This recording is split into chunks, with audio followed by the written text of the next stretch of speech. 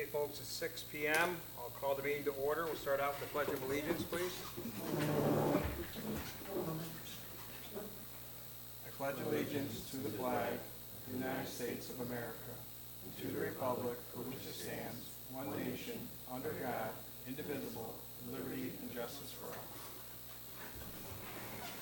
all. And Elise, can we have a roll call, please? Here. Here. Here. Here. Okay. Just to let everybody know, we are recording tonight. So for the public, please go to the podium, state your name and your address when you have anything to speak on. Appreciate that. Public comment, we have nothing. Need a motion to approve the minutes, regular meeting for April 15th, 2026, and the organizational meeting on April 6th. I'll second it. All those in favor? Aye. All opposed? Thank you. No specific requests tonight, no correspondence. I'd like to open it up to the public for any questions, concerns on the agenda items only, please.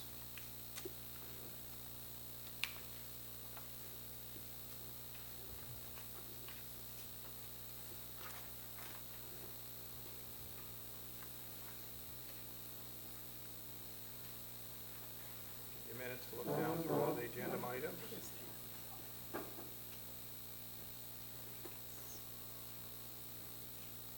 Okay. We'll move on. We'll go to the clerk treasurer report, please. Annalise.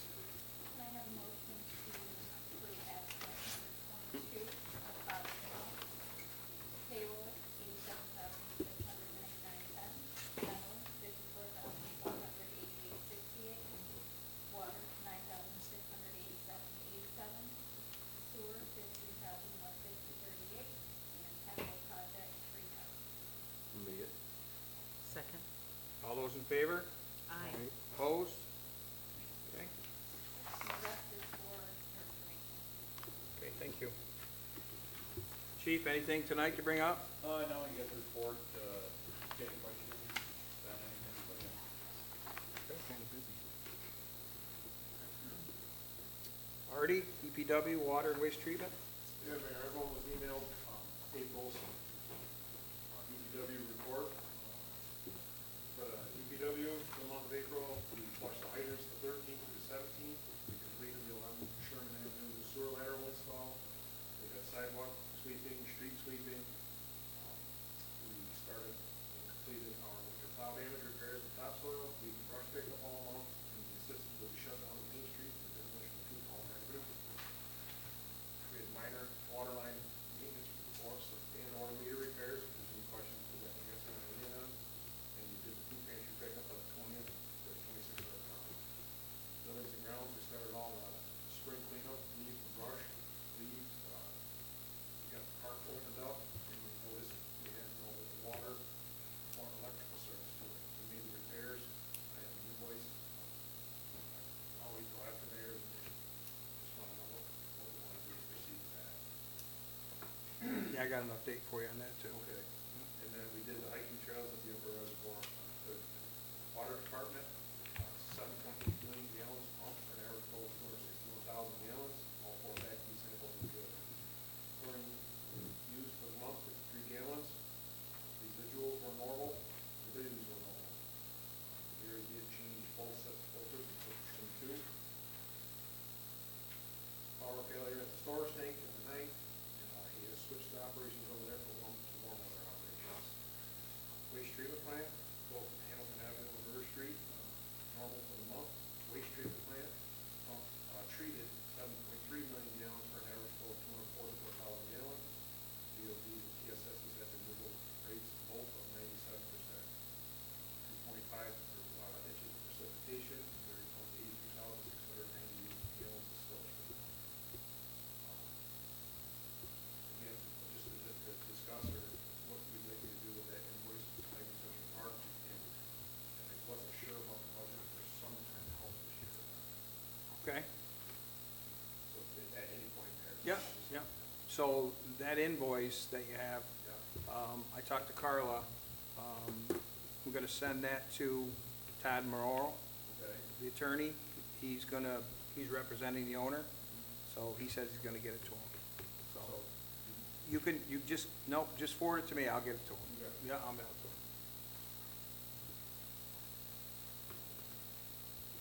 Did you get the electric back on too? Is everything else up in the park? Yep. Nice. Okay. Artie, any word on the chemical odor, or the chemicals and the odor from waste treatment? You know, that we've been checking daily here, he hung the deodorizers, he got the pellets. Yep. They're under the pyramid, just by the pellets. Good. Great. All right. Good, thank you. Board, any questions for Artie? Okay. Neil? You guys have on record, I have to answer any questions. Okay. May I ask a couple questions? I just wanted to follow up on a couple little things and just still trying to understand things better, how, you know, what the process is once X is done. And so I was noticing that, the complaint was received, at 3 Gobel Ave regarding an abandoned mower and boat, and then you went to inspect the property, and I was wondering what happened after you went to. They removed everything, the same. Okay, they removed, okay, great. And then I was wondering about 311 Ash that had junk in the backyard. And I see that, again there, you went and inspected it and then spoke with the owner, and I was wondering what happened there. Well, that remains to be seen. The owner's in a wheelchair, so he really can't get over there and give him a hard time, but he was going to do whatever he could to have them remove, what they've been doing is taking stuff from around the corner of the greens trailer and throwing it in the backyard. Throwing it in his backyard? Yeah.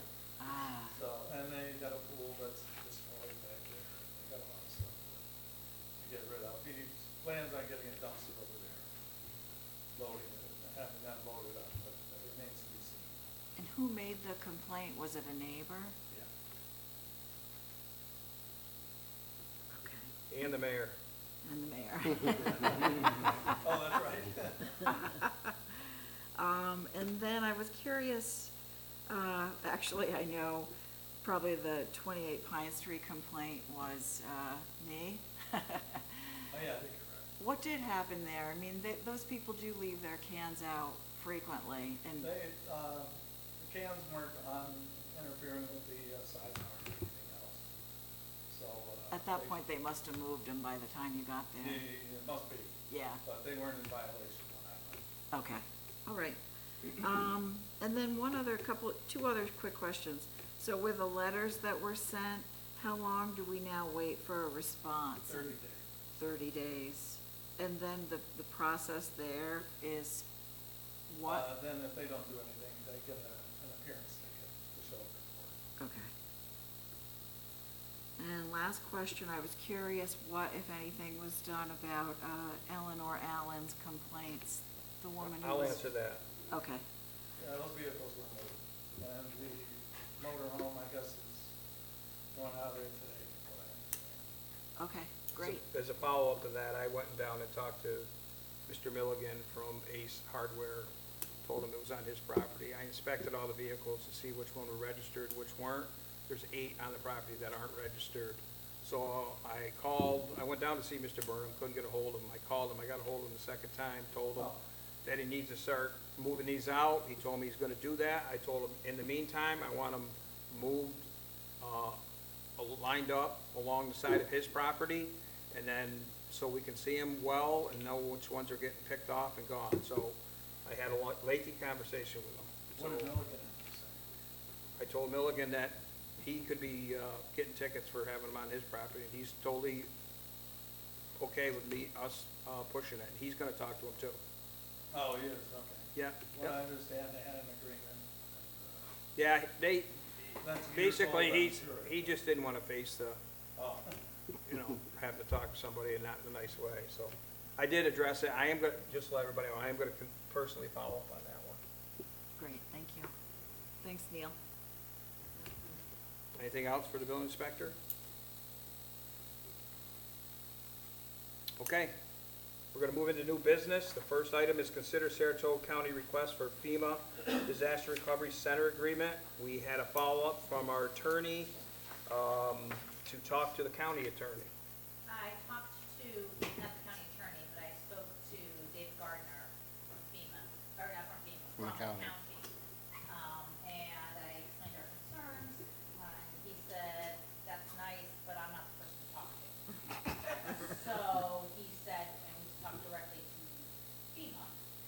So he gave me the name and number of a woman to talk to at FEMA who might be able to help. So I will call into that person to see if they can help. Okay. Do you have a call into their consultant too? I don't have that. No, I do. Can you read Consult for what? for the agreement? There was a bunch of meetings on it. I had to sit through it for the county, so If you want to send me that, but. I can. Okay, so So we'll I have, can do my follow-up, and then he said he could help me. You're Okay. struggling to find it right now. No, I have it right here. okay. You're gonna send that to Carla? Yeah, Okay. momentarily. Anything else on that item, board discussions? I did explain that the village is the table of it, we just had some, language questions and insurance questions. Okay. So, yeah, I can answer that. Yeah, okay. Thank you. Next item is discuss age restrictions at the beach. Carla, you were gonna resend some, previous information to us? And so I hadn't done a memo last year when we did this, but Nicole sent today the codes that I sent last year. Yep. In codes. But I did do additional research in that, and there is no age restriction. You can do whatever you want. There's age restriction like for camps. Right. For camping, that has to be 18. But other than that, it's up to you. And, a lot of them, Albany does 14 for tennis courts. Mm-hmm. It's really the board's decision. But it has to be reasonable. You can't say, no one 19. Right, You could say 16, you could say 14. But Mhm. it's up to the board. thank And you. the question then is, which was the question raised last year, was do you want to include that in a park law? 'Cause you don't have a park law. Mhm. Or do you want to include it as just a rule that's posted to the park? I would say there's no sense in starting the process to put it in a law. You'd be better off with the rules and spell it is enforceable, right? Well, a law is more enforceable than just the posting. For anybody over the age of 16. No. But the law for the parks would just be you don't have them, you don't have a park law at all. And that was what I provided last year, was there are all these different kinds of laws in a couple of parks. That's something we can look into, and I would have in it the rules for the parks, like, open containers, no glass bottles, things like that could be, and then there's enforcement at least in your code. Right now, I don't really have enforcement. I did a lot of research on it too, Carl, exactly what you just said, all that. Well, my recommendation would be is that we post a sign down there, on the sign, that 12 and under need to be accompanied by an adult. I'd raise it. Huh? I'd raise it. To what age? Well, the beach, when we went through the whole thing with the lifeguards last year, Yep. the state Department of Health guidance or rules say 16 and under for the beach. I didn't see that. For lifeguards, Yeah. to be a lifeguard. No, he's No, saying, for kids. I didn't He said see if they that. weren't accompanied, Yeah, I don't see that in any of the state parks. yeah, I didn't see that. it's in the Department of Health guideline or rules that we got sent last year. Because I read into it more when we had the lifeguard issue. It doesn't say you should not have kids. Unless they're accompanied by an adult. The Department of Health. That's what it says. The regulations. That's what the regulation said when I read it last year. Yeah. I did not see that, but I'm happy to. Can you research that for us? Yeah. Okay. Right now. Yep. Yeah, I looked for that too, because I remember you telling us that. Yeah. And quite honestly, it's really up to the local, municipality governing body to decide what you want to do. Because the group you're having trouble with now are all 13-year-olds. Yep. So they're gonna be 14 pretty quick. Okay. So why don't we do this? Why don't we let Carla research it, and then we'll come up with some, we got a little bit of time before we gotta enact on something, okay? Yeah, and Is can everybody we- okay with that? Yeah, can we at the same time have an age for people who are bringing children under that age? You know, what would they be? Like, if it's gonna be a sitter bringing kids, they would have to be, Over 18 as far as I'm concerned. that's what I can do.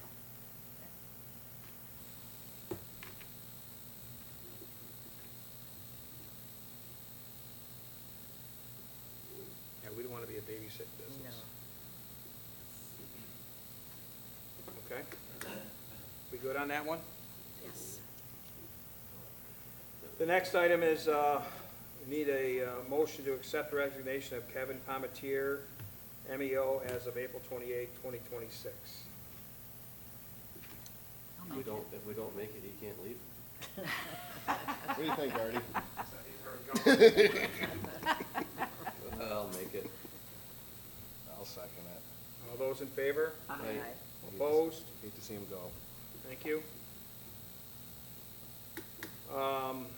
The next two items are consider hiring Josh Clothier as an MEO and consider hiring Josh Caulfield as MEO. We had a request from a board member to have an executive session before we vote on these. Carla, how do we want to do that? You would just table them until after executive session. Okay, thank you. So are we okay tabling that till after? Yes. Okay. We needed approval for the 2026-2027 water sewer rate, fee, and penalty schedule. So basically, combined, the sewer and water minimum value charges are going up $62 annually. So it's $15.50 a quarter increase. And the only thing I didn't write down was the penalty change. Do we have access to that, Carla, or, I haven't seen these. yeah, I don't, I looked, I couldn't find where we said what the penalty change was gonna be. No, I haven't seen those. Rates, okay, I didn't put that yet. yeah. Thank you.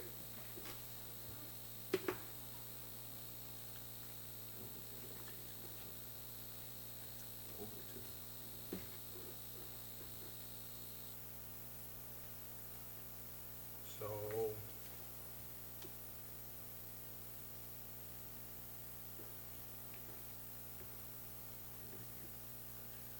first month penalty.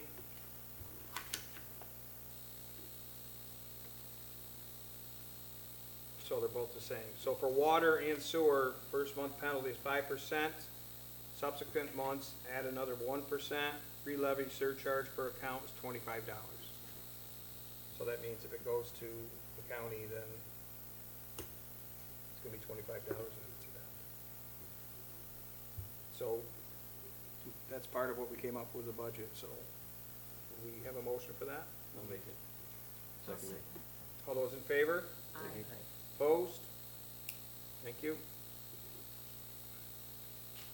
We need a motion to approve the Firemen Association's coin drop for July 24th through the 26th, 2026. I'll make it. Second? All those in favor? Aye. Okay, thank you. We need a motion to approve junior firefighters Jameson Hughes and Harper Hauser. Harper is sort of, right now, a no, and Jameson Hughes, James Hughes' son, he's been out of the firehouse since his place, pretty much. So we don't, He's, just do turned Hughes. 16, so, he's what? So we don't need to do a motion, or? well, yeah, no, you still have to approve him. Harper Hauser, I've yet to talk to his mother, because he's 16. Okay. So, she has some concern. So we're gonna hold off on Harper for the time being. Okay. I'll make a motion to approve Jameson. And I'll second? All those in favor? Aye. Opposed? Thank you. We need a motion for surge suppressor at water treatment plant for $4,580. Okay, I got a question. Artie, is that 4,000 for the suppressor and 3,000 to put it in? Or one for each? One for each. Oh, okay. Either one of them work. Gotcha, okay, Actually, the water plant never had one. okay. The water treatment, or wastewater had one, and it's not working? Correct. Well, No, it's the opposite way. It's the opposite way. The water treatment plant had one, wastewater treatment plant never had one. I thought that they both didn't have them. How old's the one that's not working? 2014, Yeah, okay. They don't last forever. I'll make the motion. this is the company that does all the work at Yeah. HQ. I think it's very comfortable. Yep. That's the work. They've done work. Yeah, I'm for- very familiar with them, yeah. They've done work for the county too, they're Yeah. good. I'm good with it. I'll make it. Like second? All those in favor? Right? Aye. Opposed? The next one is for surge suppressor at wastewater treatment plant at $3,280. I'll make it. Second? All those in favor? Right? Aye. Opposed? Thank you. The next item is hometown hero update. Artie, can you give us a update on the brackets? Yep, we got all the poles and rods. What's her name? Allison, we went and picked up the rods that she got donations for, so there's enough for all the poles. And I'm not sure how many flags she ended up getting there, but we're gonna have enough. We started on the top rail, while we're adding a couple on Main Street, we got a half for it going. Just as soon as she gets past the flags, we'll have much more than one over there. Awesome. Great. Thank you. Thank you, Artie. Yes, that's great for the village. Okay. The next item is the update on the church demolition. So, Neil's talked to Darnell, who's a project manager up there, and the possibility that we'll have Main Street open for this weekend. Neil? Yes. Okay. The good news is, like any project anybody does in the world, the number one thing is it was safe, nobody got hurt, nothing got damaged, so that's the most important thing. The village did secure the bell, the front plaque, the sea level marker, and a surveyor GPS. Yeah, geological. Yeah, geological survey. So we didn't want anybody on the property, but I've heard that there's been a lot of pillaging of bricks, but we're not gonna police them all the time. Questions were out there a lot about asbestos. We followed the engineer's rule, and we hired a state-certified contractor consultant who did air sampling and oversaw that, Apex, who's I've used in the past for asbestos mitigation, and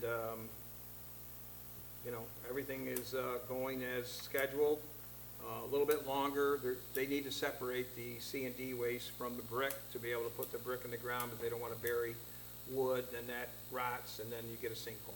So things are working, as best as it can. The village did pay for the demolition, but there's some legal matters between the owner and the village, so we're not going to get into that.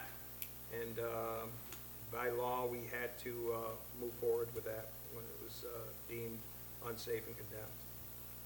So that's the church update. Any questions, board? Hey Neil, if they're gonna open Friday afternoon, can you call me? Because I put it in the state 511 traffic maps, and I've had a lot of heat from DOT about it. Okay. Apparently, when you put an incident in, it throws red flags up in Albany, so. But that's how they want it listed, so. Okay. Just text me or call me and let me know when it's gonna open on Friday, and I'll take it out of there. Okay. Cause that pushes out to all the car GPSs and Google Maps, Okay. stuff like that.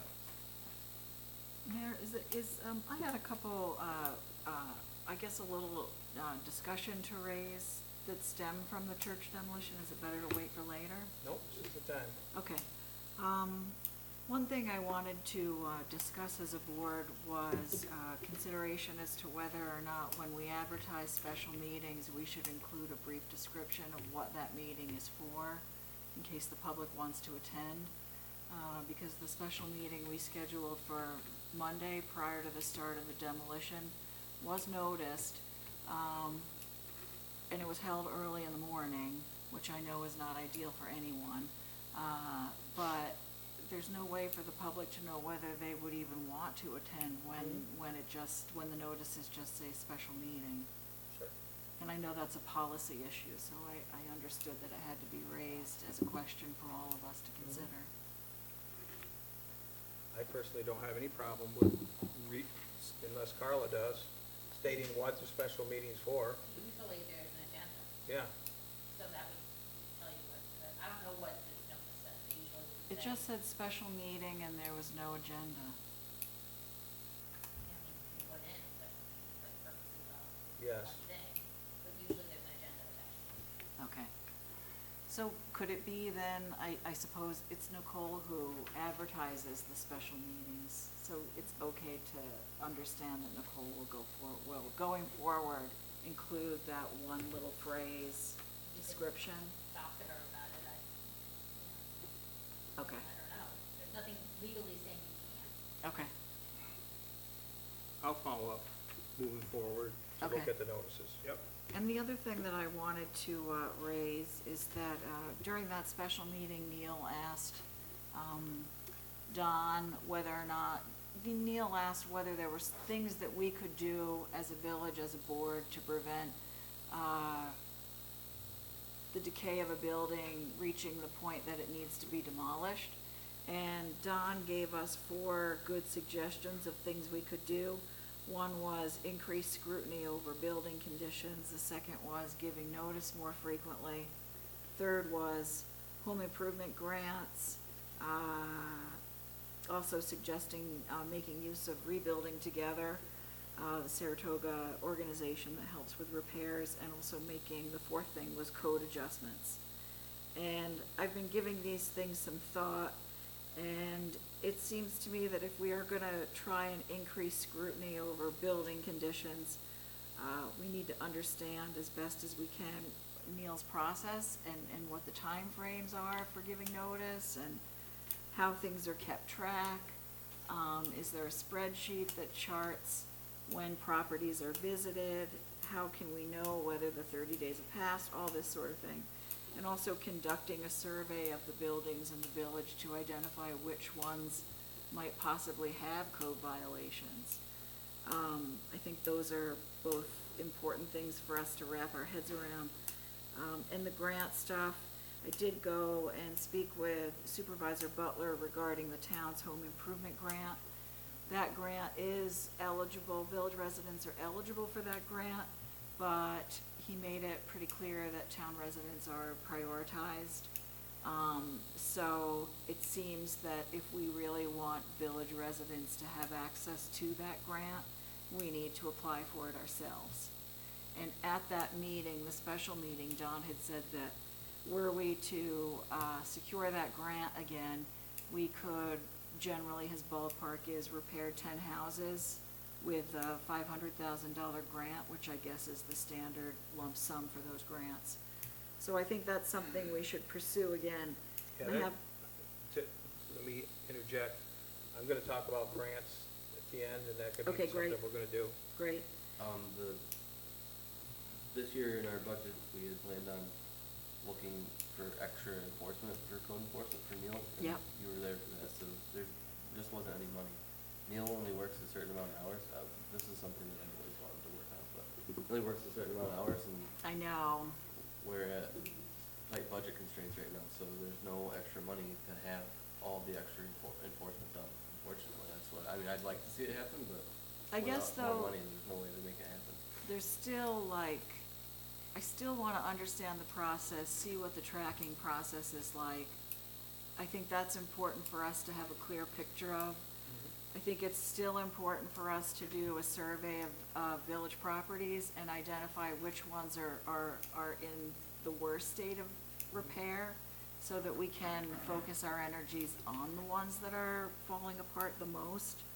I understand we don't have money, I get that, but it doesn't mean we can't do better with what we have. And I think we need to figure out ways to do better with what we have, because the condition of things is, I don't think, a condition that we all consider ideal. So something needs to,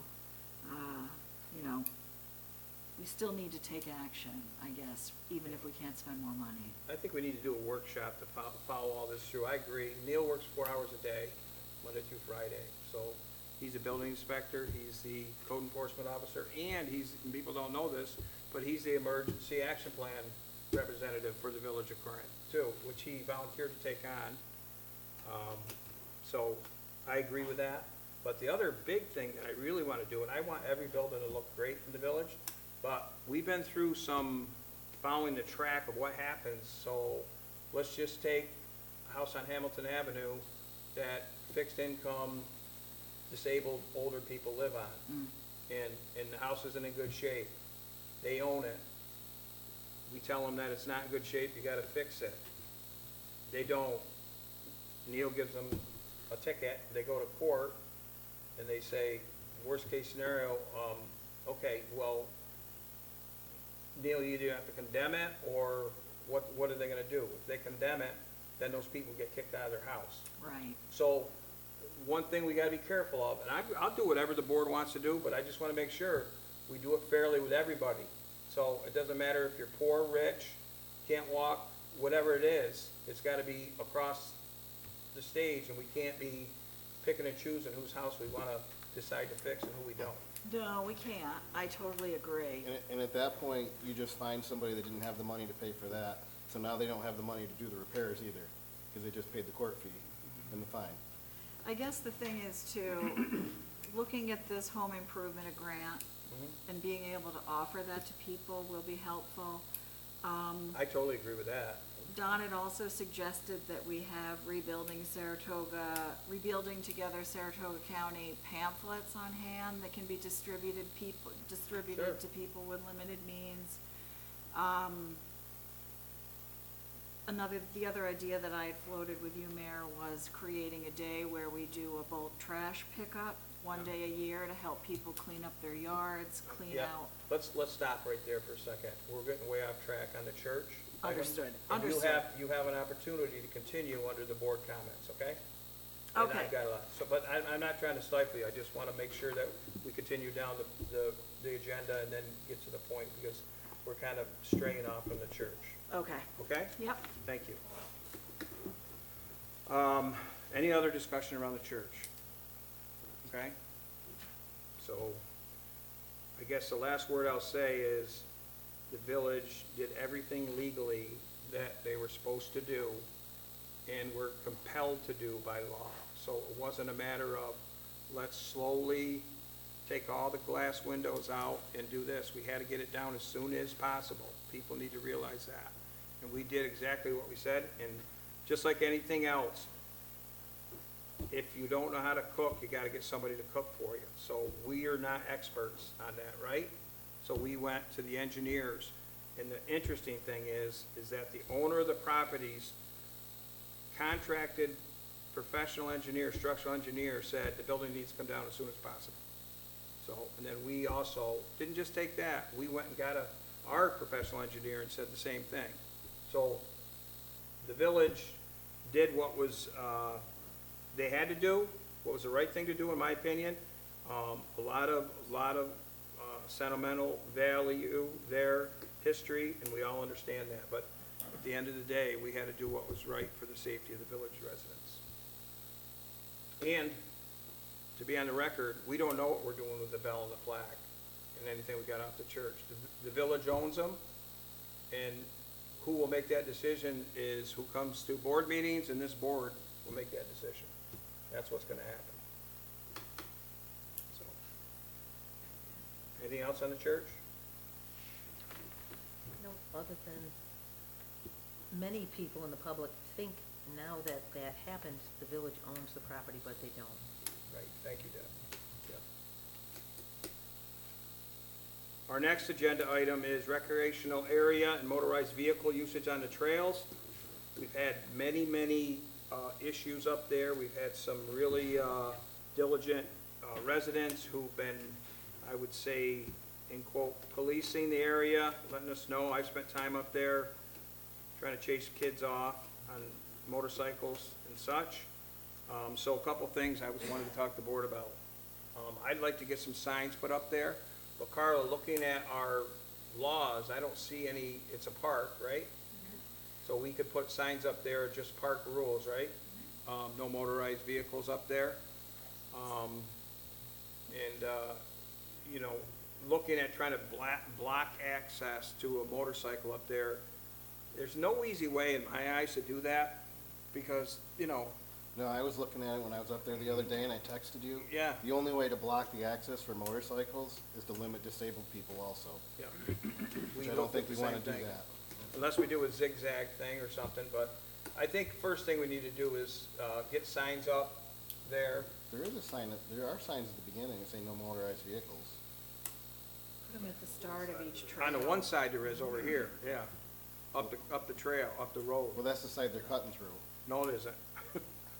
I can tell you that, it isn't. They're going right next to the, yeah, tearing it up.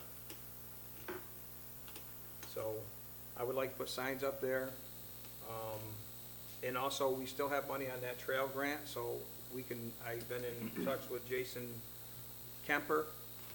He's looking for us to close that out. He asked if there's anything else, and I told him, I already put the benches that you had in there already, and I also did the signs. So, my thought is, I'd like to get this signage, and the other thought is, board, and I'd like your opinion, I'd like to put at least 1 or 2 picnic tables down at the kiosk.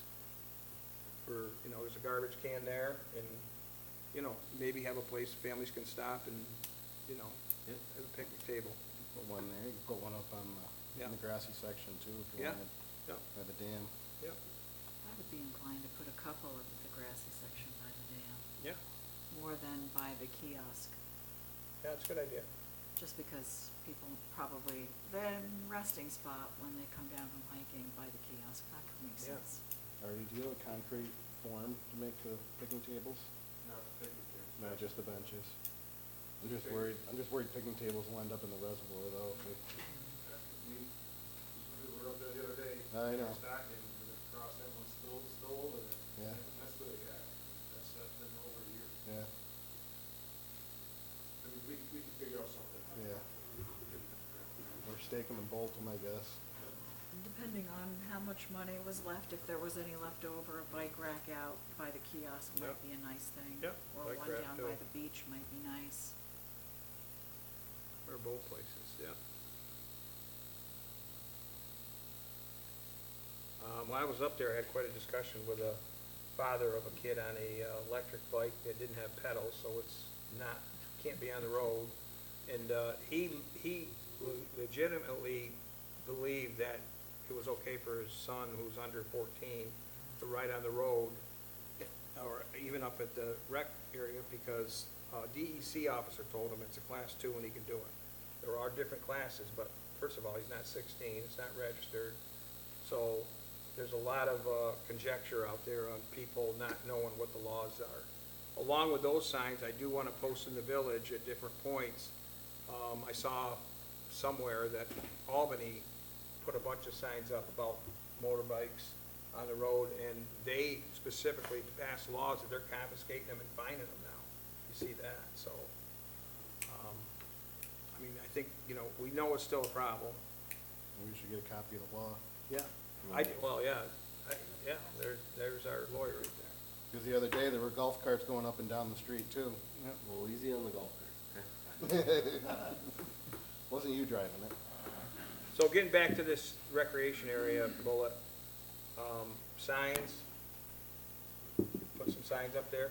The other thing I thought about, and I have to ask Carla, is, signs that say, under camera surveillance, even though we could put dummy cameras up there. Then you're in line with the public. Okay, that's why I asked you. But I've seen Not that, really recommended. I've seen that work, though.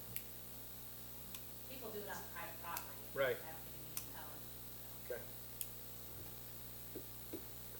So we okay with signs? Yeah, Up and there? I'd love to see the walk Okay. from Albany. Yeah. And I'll follow up with Artie on bike rack, picnic tables, and the signs. Any thought that maybe a fence at this, at where the actual trails extend off? Like you wouldn't wanna put a deterrent to motorbikes down below as you're going up and first getting up to the reservoir. But if you put one at like the individual trailheads, if you put wooden fences that act as a kind of gate, like Bald Mountain, like the Bald Mountain Trail, you go up to the reservoir, you make a left, and then Bald Mountain Trail loops off to the right, to the left, excuse me, and you could put a fence right where the trail spokes off. The only concern I would have about that, not concerned, but I rode dirt bikes a lot when I was a kid. It's, If you don't stop Pretty- them, if you don't stop them at the bottom, yeah, they're Okay. gonna find a way around the woods. Okay. And they're gonna have fun doing it, so that's the problem. And that's the problem, if you go up there and look at the trails, you can see they're going everywhere. But I think signs is important, and also, we'll get it in the notes for the website and our Facebook too, about nobody go up there. you could ask DEC to patrol it more. Huh? You could ask DEC to patrol it. They don't patrol it at all. They have the right to. They do, but they're not connected to us there anymore. But I like having their sign there. Okay. Did we beat that up enough? Yeah, I think so. Okay.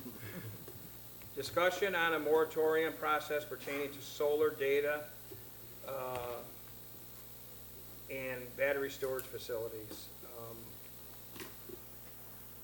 This was brought up by a board member, and then I asked Carla to give us some specific information on it. She sent it out to the board members. So this is really discussion about a moratorium, and we'll open up to the board who anybody wants to talk about it. Well, this was I was the board member who raised the issue in question, and I think, my understanding is that we could declare, we could, create a moratorium to review the zoning code we currently have to determine whether or not it's sufficient as it is to allow or prevent what it is that the public has identified in the comp plan they want. We could create additional zoning code, or we could update the comp plan. A moratorium would be relevant for all three courses of action.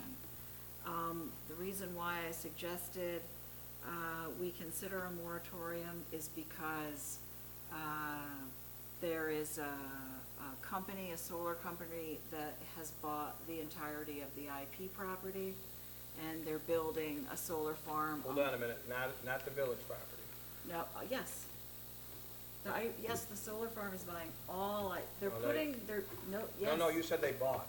They did, they Oh. are. That's what I've been told. Yeah, that's not true. Supervisor Butler said that they were buying the entirety. Okay, they're going to buy it. Well, I mean, they're already, planning the solar farm for the town side. And the understanding, I don't know where they are in the purchase process, but the understanding was that they were buying the entire property, village and town, which is why I was concerned about this, because it's understood that the company is building a solar farm on the town side, but that they want to power whatever they then decide to put on the village side with a solar farm. So they're clearly planning to do something with the village IP property. And since we all know from having read the news of late and being aware of the movement to encourage Adirondack communities to declare moratoriums and get ahead of battery energy storage systems, that getting ahead of these things is likely preferable to taking a reactionary stance once we have an application in front of us. So, you know, I think several things. We do need to review our current code. We should likely create code pertaining to these land uses. We also need to update our comp plan because we don't really know how the residents feel about these land uses. I don't know how anybody feels about these land uses. So, and I think there's a certain amount of urgency because this solar farm is going to break ground come July, and likely it'll take a couple of years for that to go in, but I'm sure that company will begin making plans for the rest of the property after that. So I can speak about my feelings about solar, battery storage, and data, but at the moment, I think I'd rather hear from other board members as to what you feel about the comp plan updating, creating new code, reviewing code, all of these issues. Anybody want to go? Go ahead, Jake. Well, we just spent how much to take down a church that we didn't have? The comp plan's gonna probably cost $50,000 to $75,000 for a consultant to do that with us. We don't have that. We'd have to pursue a grant to help fund the comp plan. Yep. we Yeah, would. absolutely. We don't have the money to do it right now. I know we don't have the village doesn't have the money, but depending on what kind of grant availability there is, it would be dependent on that. Updating the comp plan would be dependent on grant funding, I agree. But how about the, reviewing zoning code and considering a moratorium and creating code for these other land uses? I mean, I guess I understand your concerns from your perspective, right, on these, but if these were such a concern to the APA, why haven't they created regulations to not allow these facilities in the Adirondack Park? Because all of these companies have been bought out by NYSERDA and ORES, the state agencies, and the state, which are pushing solar, pushing all of these new land uses, pushing battery storage, and giving companies big kickbacks and large amounts of funding to finance these projects. I feel, me personally, I feel like it's a government overreach. You have land that companies wanna buy, it's like capitalism, they're supposed to be able to build what they want on the property, right? To create No. business and. No, not necessarily. That's why we have zoning. We have zoning because we have a community we as a community have a right to determine what we allow and don't allow on the property that is within the bounds of the village. That's the whole purpose of zoning. I mean, I understand the purpose of zoning is, yeah, okay. I am in favor of a data center personally. And why? They're valuable pieces of property that are gonna generate tax revenue. Most corporations that take up space in the village and in the town all have pilot agreements, and the pilot agreements don't amount to any tax value. Pilot agreements are generally more lucrative than the assessment values. I don't believe that that's true. It- I guess mean, I'd have to research that, but I mean, we can take the Rice building as. what are we getting for, As what is case the, in point, so we don't have a Rice program, we let the town make the determination, cause we didn't have an IDA at that point, to determine it on our own. So Right. the town board ended up making that vote for us, and they voted against it, and Right. they offered us specifically, Nicole's not here to get the right numbers, $20,000 a year through the pilot program, and we're only getting $12,000 or $14,000 a year because they contested their assessment value, which every company that has an assessment value outside of the pilot program does. right, And they ended up winning, and they're paying substantially less than what they were going to pay on the pilot program. Those buildings are based on their income availability. Yeah, it's a beautiful building that's worth probably close to $100 million, but it's assessed much lower than that because it's low income. And the state forces us to assess the value based on what the property can make, not what it's actually worth. Right, Because right. they're going by income, and because it's all set to low income subsidies, you're not allowed to tax it that high. So they won whatever their contestant was, and that's what we're paying now. Right, and I do know the town is likely going to be going back to Rise and asking if they can, Open the pilot program, you think that Exactly. Rise is gonna say yes to that? We're gonna give you $20,000 now, when we're only paying you 12? yeah, I understand. My issue with the data centers is that there are, you know, documented instances of issues with them. One being noise concerns, the second being air pollution, significant temperature increases in the surrounding areas, up to 16 degrees. The amounts of water they use and the poisonous, the contamination of the water that gets discharged. I suppose whatever our personal feelings are about these issues, it's a matter that should be brought to the residents so that they can weigh in and determine whether or not this is something they want. So whether that happens by engaging in a review of code and a writing of new code, village code that is, then if we don't have the money and can't get the funding for updating the comp plan, then maybe the revisiting and rewriting village code is the way to go. As a way of at least like soliciting resident opinion on these issues. See what they feel about it, yeah. I would be more in favor of looking at the code and, making it determined that way, and I would love to do the comprehensive plan. We should reach out to Don and see if LaBerge can put in for a grant for us or something to be able to do that. That sounds good, yeah. How about you, Deb?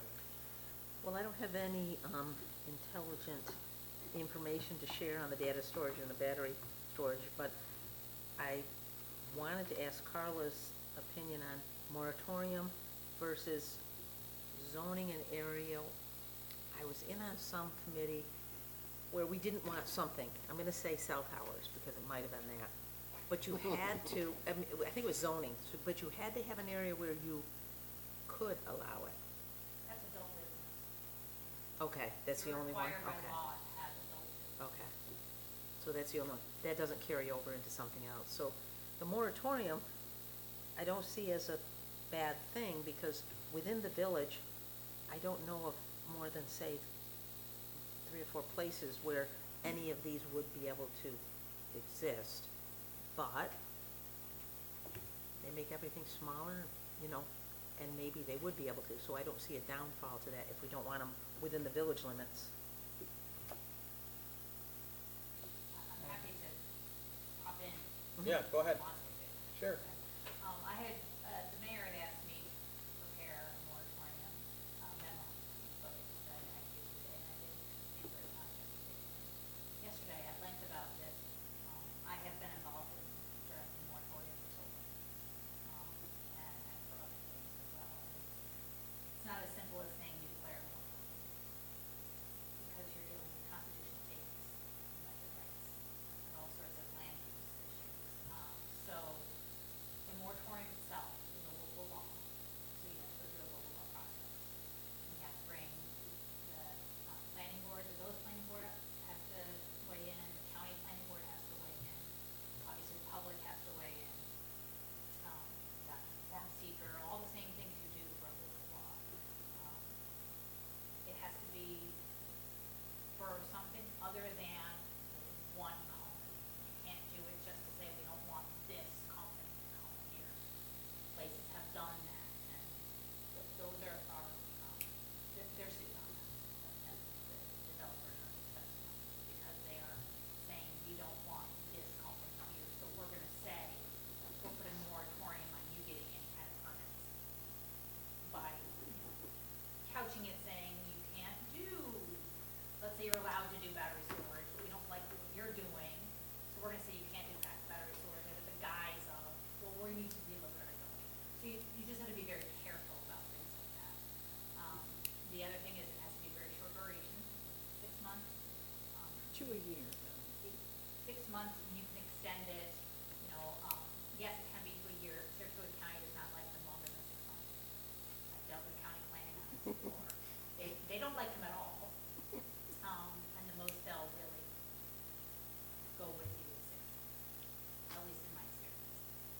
town did they get for their moratoriums, you know?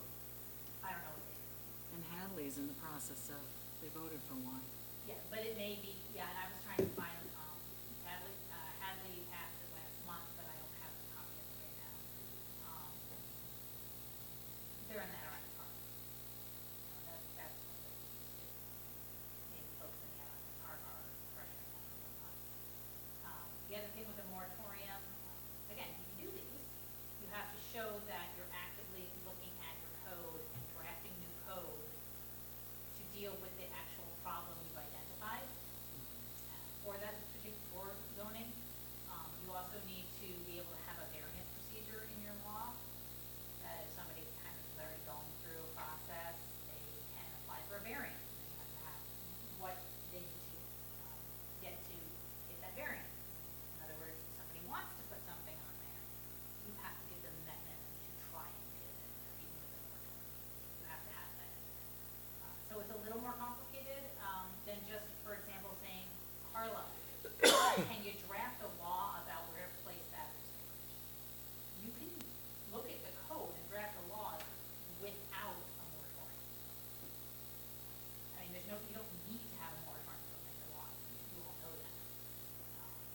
So you could either amend those laws as is now, or you could add an additional law on top of that. It's really up to the board. Okay. Anything else, board? I only have one thing, and I'm not sure if this fits in right here or not, but I think the IP property has 2 contaminated sites that never can be sold, or they can be sold, but Yeah. have to be managed. They can be Correct. sold. They can be Okay. sold, but they have to be managed. One cell is deemed hazardous, the other one is not. But they are maintaining ownership of both landfills in this deal. That's my understanding. Solar company is not, sorry, Carlos, the solar company is not buying the landfills. The property that's there, there's a declaration on it, that the village and the town have to agree I would be in okay the with that. deed. I'm in favor of that. There's a deed, it lists, because this came up, this comes up every time someone talks about the IP property. There's a declaration that talks Money makes about, the world go round. maybe I'm misremembering, but the town and the village are part of that. Because the property can only be used for certain things. I'll find all that research, but that's in there, so it's concerning to me that you're saying that the village part is being sold as well. That's my understanding. I mean, I've talked to Supervisor Butler about this, and I've gone to the planning board meetings about this project, and the solar company has definitely indicated in these planning board meetings they are buying the entirety of the property. So much so that Hal Raven, who is hoping to eventually purchase part of that village IP property, is contemplating that. So I feel like it's common knowledge amongst those who have been paying attention to this as it's progressed. But, you know, I encourage everybody to go to those planning board meetings and talk to the town board and Supervisor Butler about this project. Yes, there's a declaration of uses and covenants dated July 25th, 2007. The revised has to get that. Declaration of uses and covenants. And whoever, I can send it to you. okay, that'd be great. What does that mean, Carl? Can we all get a copy? Yep, it was back in 2015 when Jack Kelly was working on trying to sell that property. It means that, I have to go back and look at it again, it was a decade ago that this came up.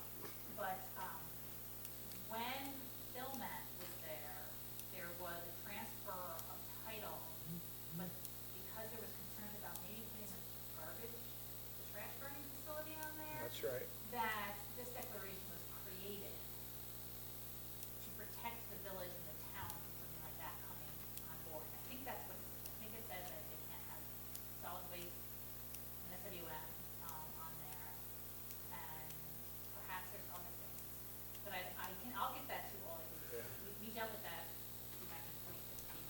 this means that both the town and the village would have to be aware of what use the property was being put to on either side and sign off on it? Is that what you're saying? I have to, I have to look at the Okay. original again.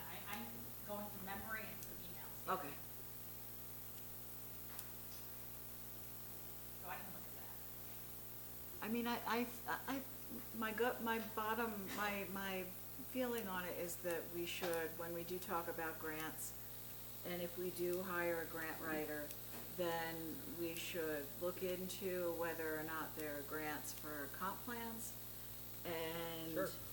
whether we go through the process of setting a moratorium, we should be reviewing, our code related to the IP property, determining whether it's sufficient, and if not, engaging in a process of writing, either revising it or writing specific, laws for these other uses to which that property might be put.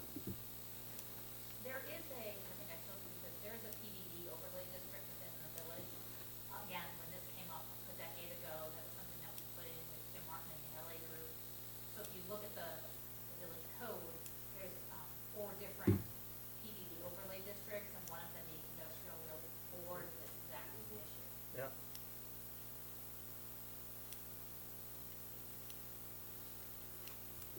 Yeah, I do know it's zoned, it's definitely zoned industrial. But I don't know the specific, I know that the law was updated after the trash plant, was, defeated. But, you know, I haven't reviewed that language specifically to know whether or not it's relevant to these other uses. I suspect not, since these uses are very particular, but it's definitely worth all of us taking a look at. There's also, and you may be aware, back in February, the state senate introduced a bill putting a 3-year moratorium on data centers in New York City. Mm. Committee right now, it hasn't gone to the assembly yet. They're kind of a little busy with the budget right now. So it hasn't really gone anywhere, but that came out in February. And I believe the United States Congress had a similar one that may be starting to make right now as well. Mm. Anything else on this? The only thing I will say is, whatever decision this board's gonna go into, we need to make sure that the information gets out for the public to come to a meeting to voice their opinion. And, you know, then we'll take that in as a collective board and decide which way we're gonna go, to hear what the people wanna know or hear and what they wanna do, and try to get as much intelligent information as we can around it. There's a lot of, indicators on, when someone's trying to move in on either putting a data center or, lithium battery storage. And, you know, it goes along with the public utility on transmissions and all kinds of stuff you can watch for. I know, you know, when you're talking about transmitting, power, they have to do it a long time ahead of time. So, but anyway, I think that's the direction we would go. My opinion on a comprehensive plan, I totally support that. We need to do that to give us some direction where we want to go with the village. And, you know, a realistic plan, because, you know, there's a lot of rolled up papers at the village hall and maps of stuff that never got done, you know, and spent a lot of money to do it. So I think we just need to make sure that if we are spending village money, we're doing it prudently and, for a good reason, which I do think we need to have some direction of who we want to be when we grow up. Well, that's what I have. Anything else on the moratorium item? Okay. All right. With that, we'll move to public comment, questions or concerns on anything. Anybody have anything?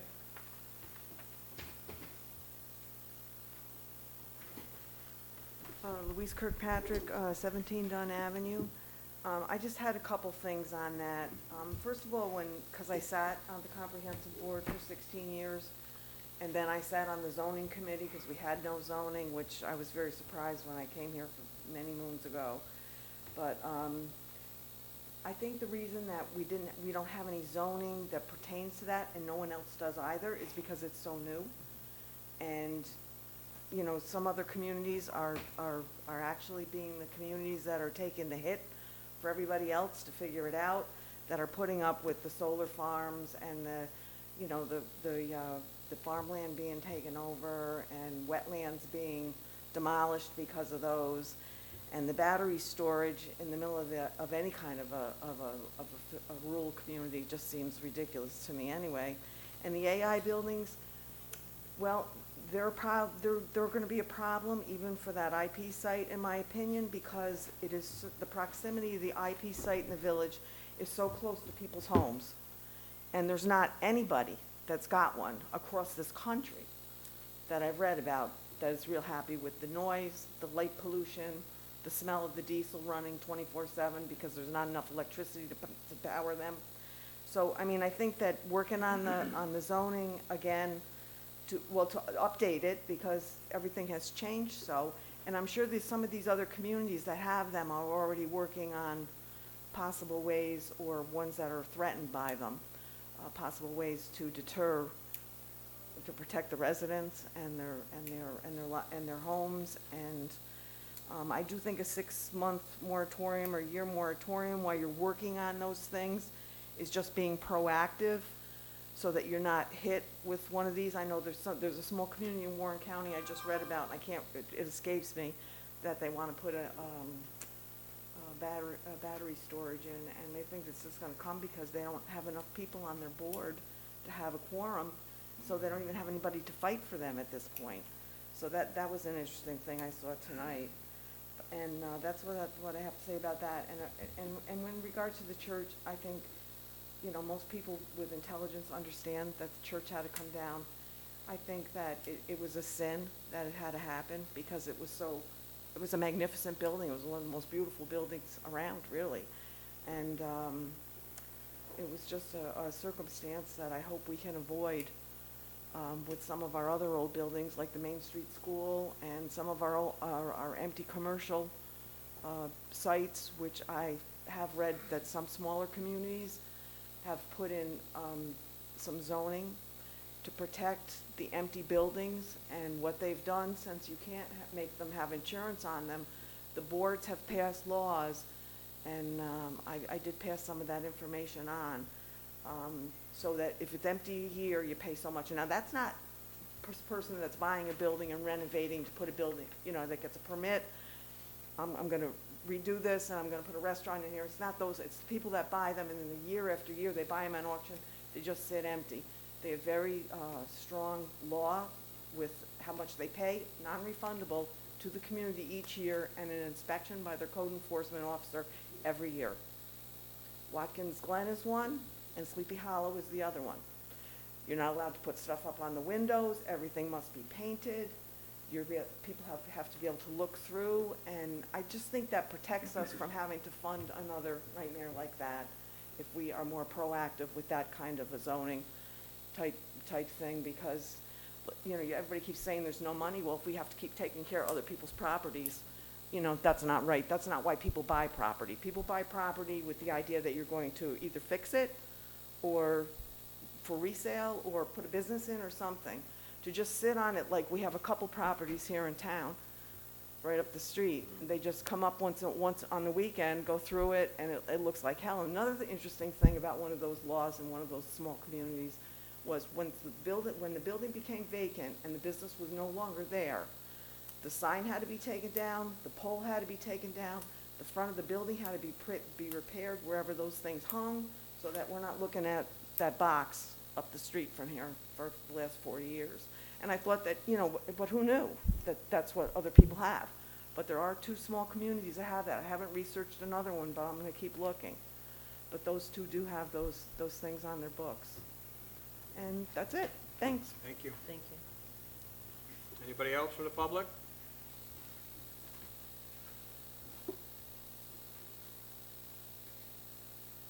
Hello, everyone. Maureen Kelly, 24 Walnut Street. I just wanted to say a couple of things about the comp plan. It's really important to update the comp plan if you're going to go for any of the New York grants, the $10 million grants, the New York Forward grants. That's a big rubric, and how they measure whether or not you can get those kind of grants. So that's important to do and get ahead of. Also with the zoning, I just recently went to the training at the zoning in Saratoga, and I have been looking through the zoning codes for all of Corinth. I actually just read our comp plan a few times over, so I would be happy to make some recommendations on some things that I think could be useful for us as part of the ZBA, things that I have run across and things that I think we could potentially tighten up that might save us from trouble down the road. Just common sense realities for that. And then the last thing I would say about that AI data center down below on the IP property that's right next door to the wastewater treatment plant, I would have concerns about the heat and the other pollution as regards to the reeds and the reed beds. So I think that that might be something that we would probably need to strenuously look at. And as far as the APA goes with allowing some of these things in the Adirondack Park, they haven't gotten ahead of it, but they are starting to. And I do have that information because of what I do work for, in the civil and environmental engineering firm. So we have, unfortunately, run across that kind of stuff as well. As far as the covenant goes, I do remember that specifically, and that was about the trash plant. That's definitely still in place, and I think there were many things included in that covenant that were prohibited. I do think that that came down the pipe, but I think that that's left over from the IDA, from all of that, and when all that happened, with the pilot programs and all that kind of stuff that went down the pipe. So I will definitely share the information that I have, and I will share what I've done going through the codes and that kind of stuff. Really, one of the things, the biggest thing we learned there is that the phrase "or similar use," we may want to start. We may want to start being incredibly specific this year. I'm sorry, I couldn't hear what you said. The phrase "or similar use" in our codes, we need to see where we can cut that out and make it more specific for the areas that we're going to target. So, thank you. Okay, thank you. Thank you. Anybody else?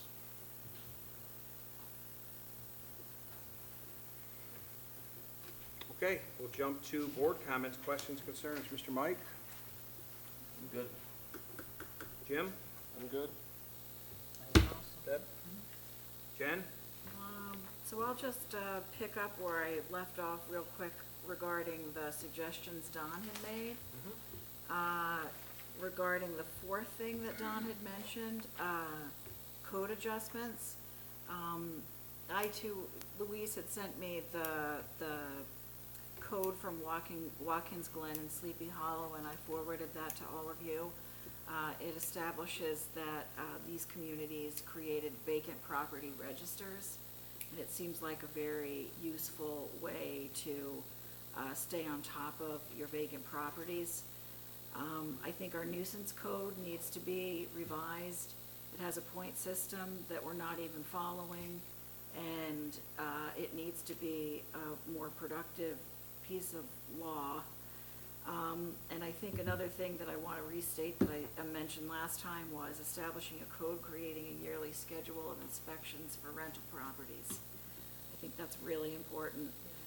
And something else that came up as I was speaking with residents about the church, that is writing code, and I'm not sure where this would appear or how this would read, but if you requiring that purchasers of abandoned properties must show that they have the equity required to renovate those properties.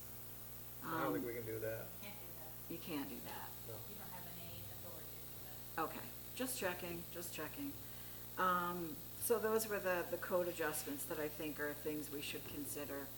And something else that came up last time we talked, when I mentioned setting timelines installing timelines into building permits.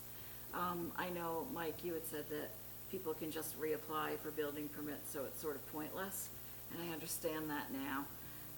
But I was wondering if it would be possible to alter the fee schedule so that if people are constantly applying for new building permits for the same structure, could the fees gradually increase as a way of encouraging them to finish their projects versus let their projects go on and on? I'd be interested in learning whether or not that was legal. Talk about the fact that there's sunset provisions on site plans and subdivisions, and you may have one here, I need to go back and look, but that, like, the planning board gives you a site plan approval and it's only good for 6 months.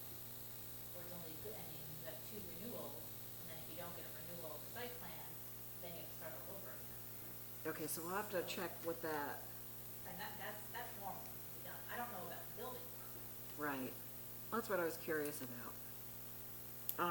And just to follow up, I know via email after what had happened with the church, I had floated the idea of creating an historic preservation committee. And Nicole sent us all the code, the village code today that actually created a Corinth Historical Commission. So it's actually already in the code.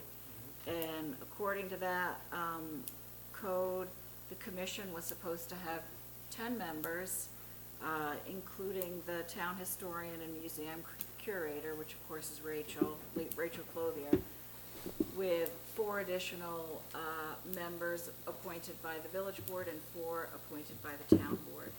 So I would like to just ask the board's permission to begin floating, reviving this historical commission amongst residents, soliciting feedback on Facebook, and engaging interest there, because it might be a helpful group to form and work on historic representation of the village, work on projects related to that. What is their charge? Under the law, all they're charged to review, collect, and make available for public inspection all material relating to the history of both the town and village of Corinth. And they have the responsibility of reporting current material to be preserved for future history.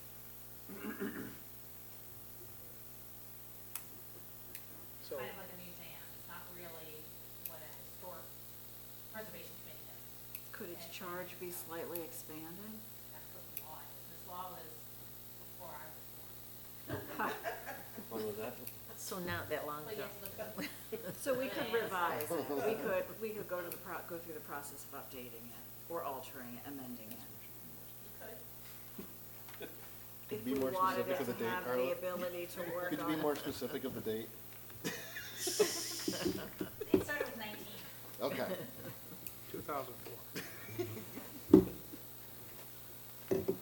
Yeah, so my feeling on that is, of course, it's up to the board, but before you go out soliciting anything, I think we need to know what we're doing, and what this commission will be doing. So I think it needs to be, have more discussion with the board. Okay, That's my opinion, but what do you guys think? Yeah. I mean, it's a great idea, right, It to have, is, yeah. Not try a to horrible save, idea. I mean, it's pretty innocuous right now. It sounds like they're just gonna collect stuff and hopefully keep it together. and I think like, you know, I have been working on a couple ideas for honoring the 250th anniversary this July 4th. So these are projects that's a project such a commission could undertake. Also, I had spoken with Maureen actually about the historical markers in the village and town, and creating a booklet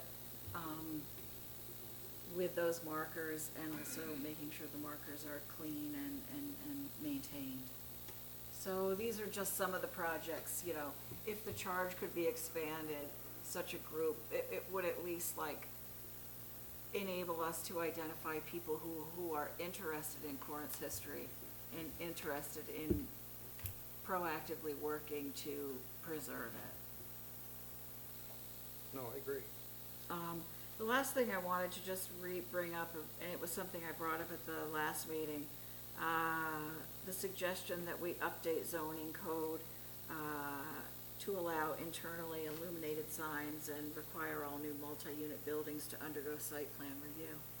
So I'd like us to seriously consider these updates to code. These were things that came out of my time on the planning board.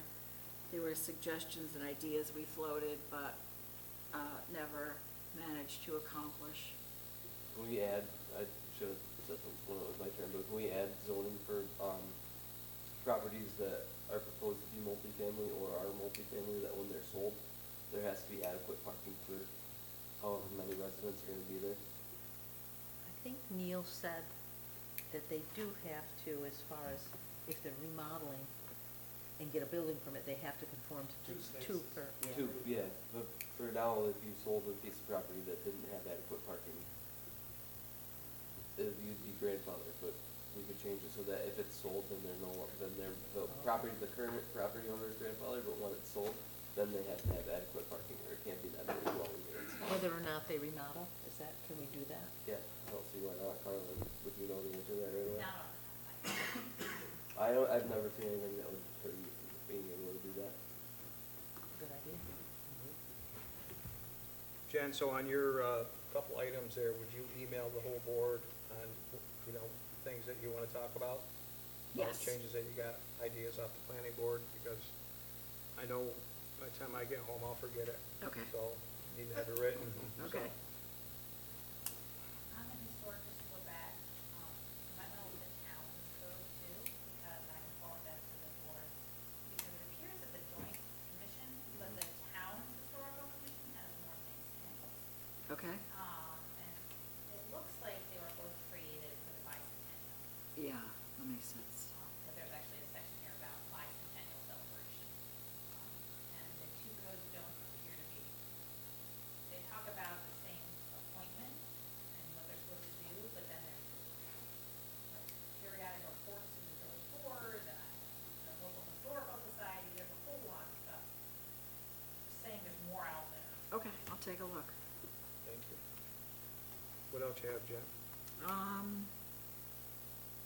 That's it, Okay. thanks.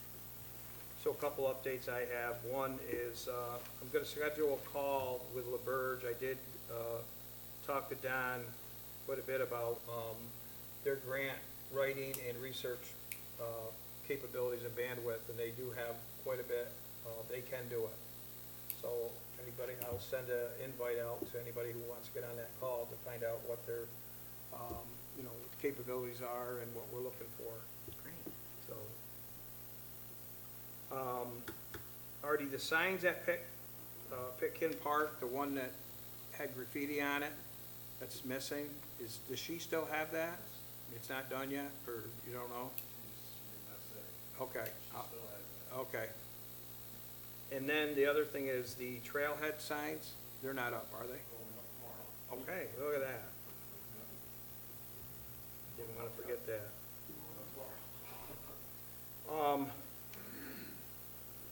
I guess the last thing I wanted to say is that, we have a YouTube channel now. It's at Village of Corinth, New York, all one word. So I've not put anything up there. I've got all the meetings because I have to talk to our attorney. Oh, well, my daughter wanted to load it up today from the 15th meeting. I said, no, we're not doing that. But we did the right things. Nobody can comment on it. So we got it figured out. Great. So, and we did load one up and then we canceled it. So we make sure it works.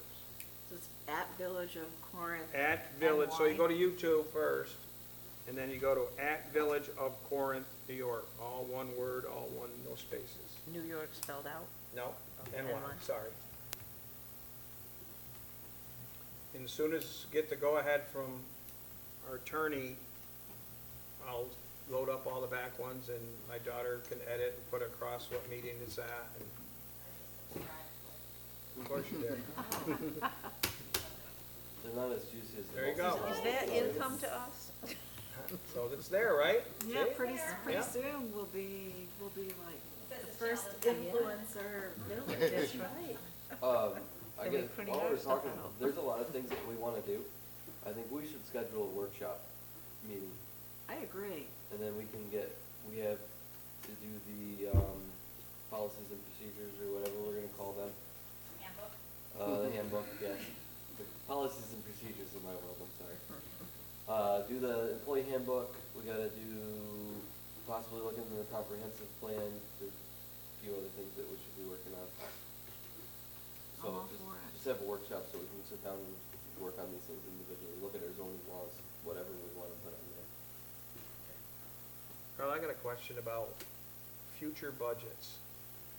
So if we want to brainstorm as a board about how we want to spend money in future years, I'm used to having a planned out capital plan, and spending plan. Tell me, I mean, if it's not a budget workshop, we still have to, it's got to be an open meeting, of course, because we're all going to be there. But, I mean, we could actually do it here, right, at a board meeting? Talk about it, yeah, So, absolutely. okay. I would make sure that Nicole is here. Yeah, of course, yeah. Because she would have that information, and I believe the comptroller does like long-term planning. Yeah, Also, you can't bind future boards, obviously, but, planning is a good thing. Right. Yeah, so you could just do it as an ongoing whole business item. yeah, I mean, because we got a lot of stuff we talk about, right, and we have limited funds, right? So we want fire equipment, we want to keep the DPW in good equipment, we want, 7 code enforcement officers, and we want, we want, spend money on a comprehensive plan, we got, Artie's plan on what are we gonna do for streets and roads, and, we gotta prioritize, we want, we got sheriffs, do we want them, we don't, do we want, so I think as a group, we've gotta kinda start thinking further out of what are we gonna do, and, because the pie's only so big, so a slice is getting thrown out, right? So that's how we're gotta start thinking about it. So we can do it at a regular board meeting and make it long and keep Carla here till midnight or whatever, and, but I do wanna start doing that, because we gotta start thinking down the road what we really wanna do, because we got a lot of aspirations, and got a lot of money, so we gotta be proactive and, you gotta what are the top 3 things we're working on in the village, right?